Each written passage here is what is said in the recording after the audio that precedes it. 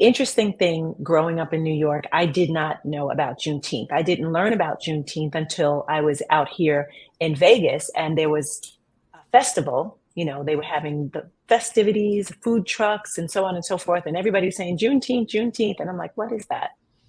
Well, this particular year, I went specifically to find out more about it.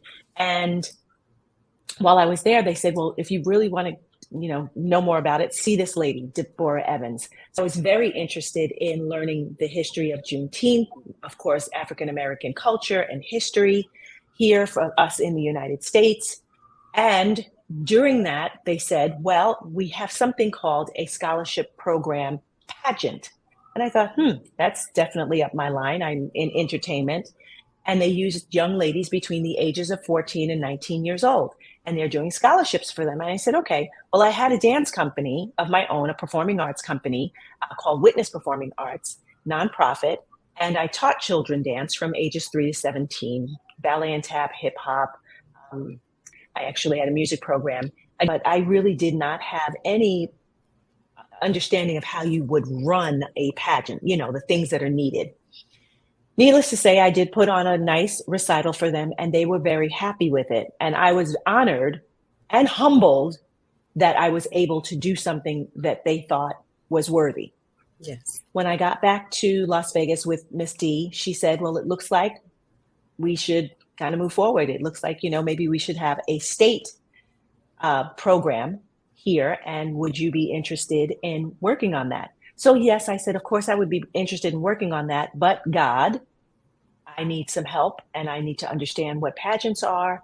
And of course, one of my Rockette sisters was also in the pageant world and said, oh, sure, I can give you some information about that, and invited me to a dinner.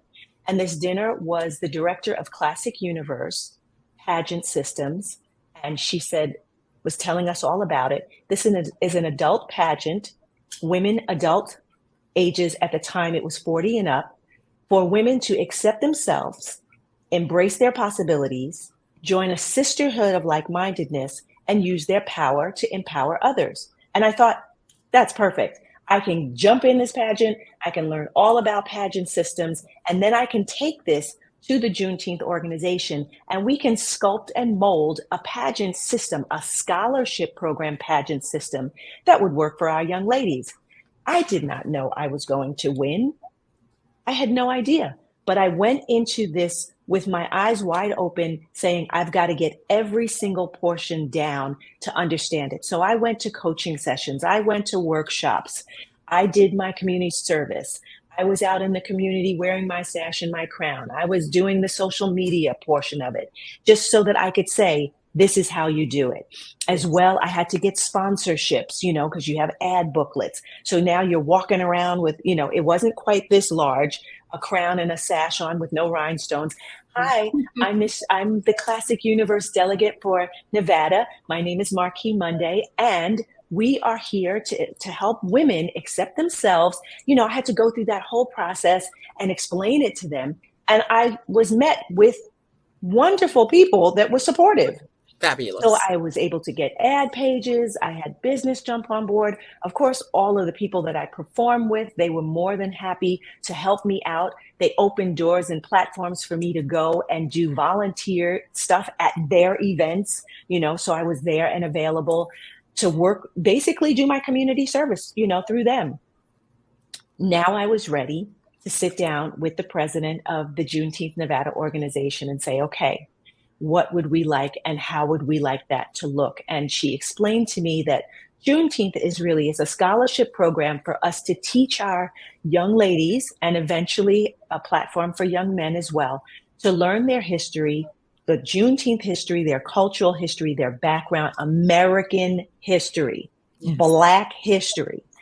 And so then I dived into their Juneteenth 101 program, which is education, and learned what the components were. They have freedom documents. You have the Emancipation Proclamation, the 13th Amendment to the Constitution, and General Order Number 3. So these are the 3 freedom documents that are the staple of the scholarship program pageant for the young ladies to learn and understand.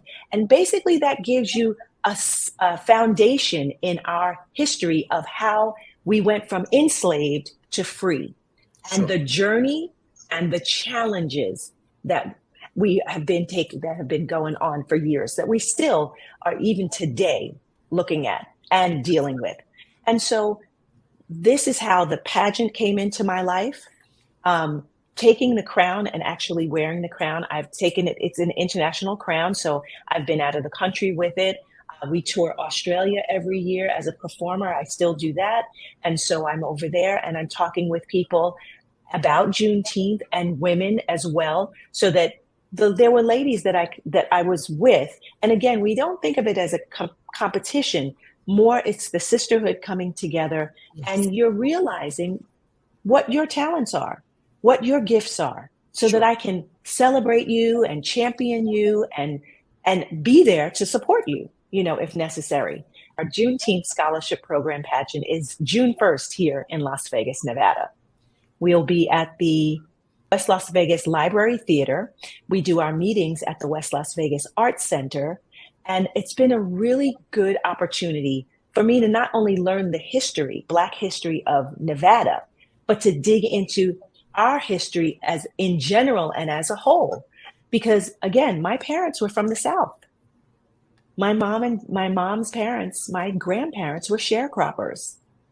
Well, sharecropping came directly out of that Emancipation Proclamation when they said, okay, you have to free those who are enslaved.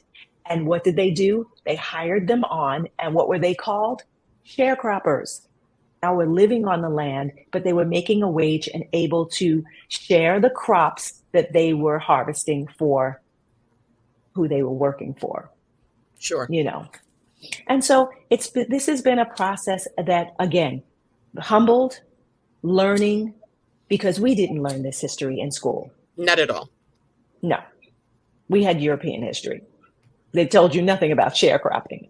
And I guess that was the other thing that was really interesting, is that when we look into our family lineage, my father's side, they were bootleggers. That's interesting. I was like, oh, okay. So finding out, and both of them from Confederate states, Atlanta and Virginia, Georgia and Virginia. So it was like, okay, now I do understand why they did not tell me about the history. Sure. Because once you went north for the promise of a better life, you didn't look back. You were not trying to look back at what you came from, because you had the opportunity now to embrace your freedom and to move forward and give your family a better opportunity. You've managed to incorporate your work in terms of women's initiatives and youth development. You've been able to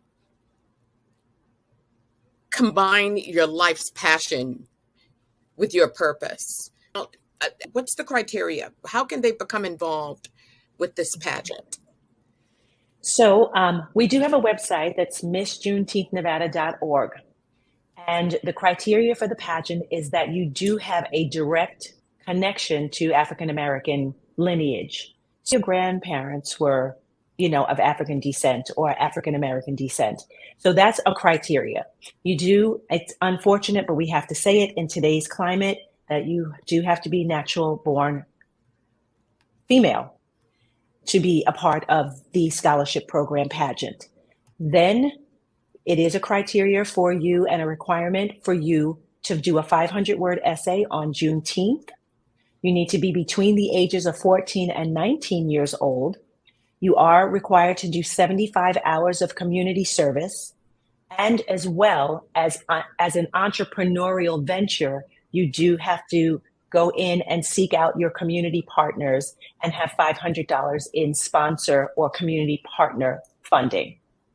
There is a registration coming into the pageant, and oftentimes we are able to circumvent that by having scholarships or community partners that are willing to sponsor a delegate.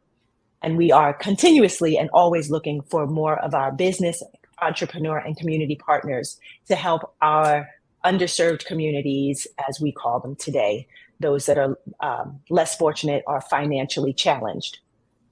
So those are the criteria on the surface. Now, for the pageant itself, you will do a recitation of one of the freedom documents. So you will either take a piece of the Emancipation Proclamation, the 13th Amendment to the Constitution, or General Order number 3. And we call that our recitation. You also do have to do a talent. So whatever that talent is, you may play an instrument, you may sing, Yes. whatever you decide for talent. We do not have a swimwear or resort wear competition. It is more about, again, intelligence, your education, and you learning your Black history. So you will do an onstage introduction, which means that you're now stepping out so that you can know how to present yourself as a public speaker or a representative, as we say, ambassador for Juneteenth, and then a judge's interview. So each delegate has a 15-minute individual interview with the judges prior to hitting the stage for the actual pageant. So those are the criteria for Miss Juneteenth Nevada.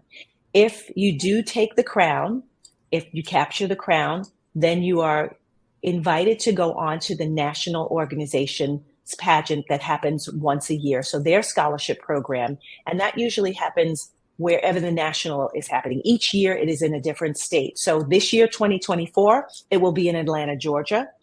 In 2023, it was in New Orleans. And in 2022, when I got involved with the organization, we were in Galveston, Texas. And Galveston is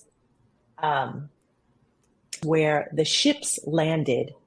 When the ships were sailing, the storm came and it winded up stopping in Galveston.